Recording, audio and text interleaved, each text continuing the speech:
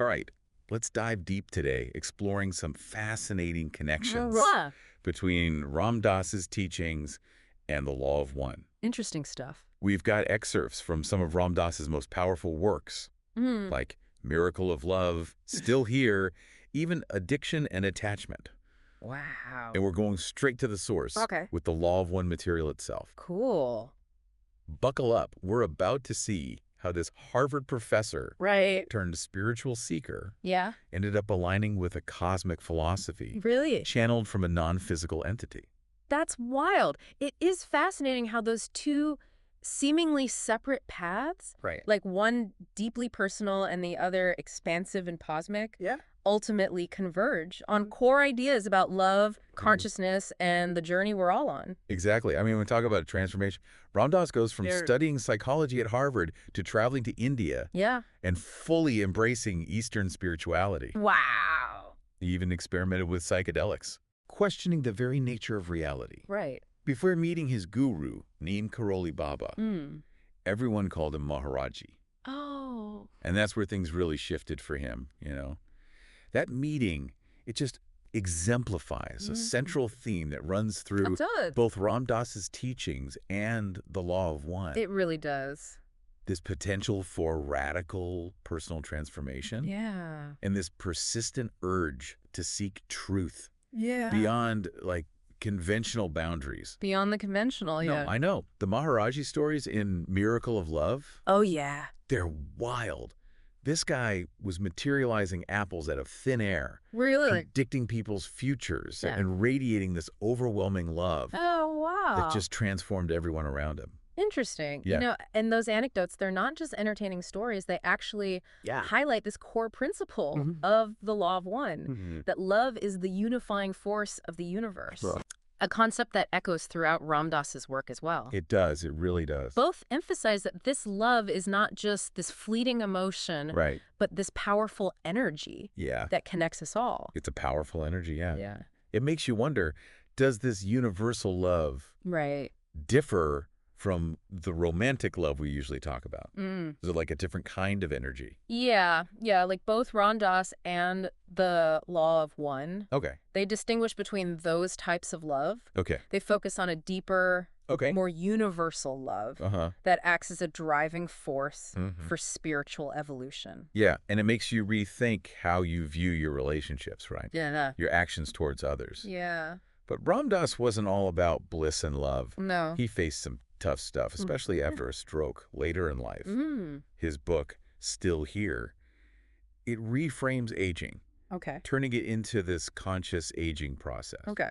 an opportunity for spiritual growth. This reframing is incredibly powerful. You know, Yeah. when you layer in the Law of One's concept Right. of reincarnation and cyclical experience, Mhm. it changes how you see challenges, It does. transitions, even death itself. Yeah. Suddenly, these events become Yeah. opportunities for greater awareness and acceptance. Right. Okay, but the Law of One's framework, Yeah. it can be a lot to take in. I know. It talks about these 7 densities of existence Right. representing stages of spiritual evolution. Right. Free will is this core principle, Mhm. and the idea of harvest, Right. where souls move to higher densities Right. based on their progress. Yeah. There's even this choice Yeah. between service to self Okay. and service to others' paths. Okay. Where do we even begin with all that? It's definitely complex. Yeah. Think of densities like levels in a video game. Okay. You progress through each level, Okay. facing new challenges, Mm-hmm. and gaining deeper understanding. Free will allows you to choose your path. Okay. And harvest is like leveling up. Yeah, well- Once you've learned what you need to from a particular density. Okay. But the choice between service to self Right. and service to others, Yeah. that's where things get interesting. Yeah. It points to the motivations behind your choices. Okay. Are you acting in your own self-interest Uh-huh. or striving to benefit others? And that choice seems like It is, yeah. the crux of both Full awful. and Ram Dass's teachings in addiction and attachment. Yeah. Ram Dass is brutally honest Yeah. about his own struggles with attachment, Oh, wow. even within a spiritual context. Yeah. It's interesting. And what's fascinating, Yeah. those struggles, they actually support Okay. the Law of One's perspective on overcoming challenges. Okay. Both suggest Right. that even negative experiences Yeah. can be catalysts for growth. So it's not about avoiding the tough stuff. Not at all. Oh. The law of one even introduces this idea of the veil of forgetting, basically. Okay. We experience a kind of amnesia Okay. upon entering this physical reality. Oh, okay. That explains why we often feel lost Yeah. and disconnected, Yeah. making those challenges even more difficult. Right. But ultimately, we can learn and evolve through even the toughest experiences. And both philosophies These do. seem to emphasize self-awareness Yeah. and mindfulness as key tools Yes. for that evolution. Right. Ram Dass even talks about the dangers of ego, even on the spiritual path. Right. Yeah. Absolutely. They both challenge us to detach from the ego, They do. which, let's face it, is no easy task. It's not. But they both highlight the importance of love and compassion as guides on that journey. So even though they come from different angles, there's this definite convergence. There is. The personal journey of self-discovery that Ram Dass embodies. Yeah. And this cosmic framework of the law of one, they both lead us to a similar place. Precisely. Yeah. And that's what makes this exploration so enriching by considering both. Right. We gain a more comprehensive and nuanced understanding of these complex topics. Yeah. It's about looking through multiple lenses Okay. to form a clearer, Yeah. multi-dimensional picture. Right. A clearer picture. Yeah. Absolutely. Yeah. And that multi-dimensional picture, you know, it encourages us to think critically. Right. We shouldn't just accept these ideas at face value, but we should like grapple with them, see where they resonate with our own experience and questioning them when they don't. It's like we're piecing together It is. this cosmic puzzle, right? Yeah. We have these fascinating insights from Ram Dass, Right. these intricate concepts from the law of one, Yeah. and then we see how they connect, Right. inform each other, Yeah. even where they might diverge. It's that exploration that sparks real understanding. Right. And that reminds us, there's no one right answer. Right. No single path to truth. Speaking of which, the law of one, it brings up these higher density beings, entities who've evolved beyond our current level of consciousness. Right. They're aware of us, maybe even interacting with us in ways we don't perceive. Oh, wow. It's like something out of science fiction. Yeah.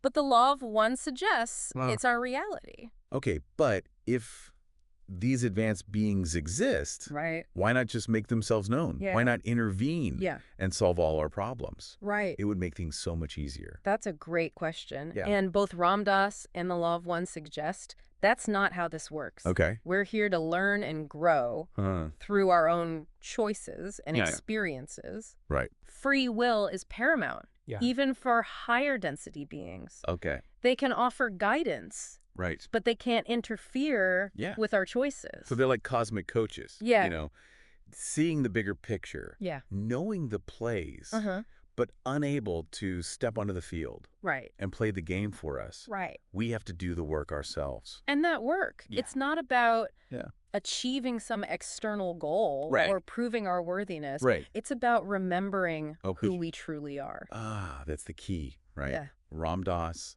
and the law of one, Yeah. they both point back to this idea that we're not separate from the universe, from that ultimate source Right. of love and consciousness. Right. We are expressions Yeah. of that divine energy we've just forgotten.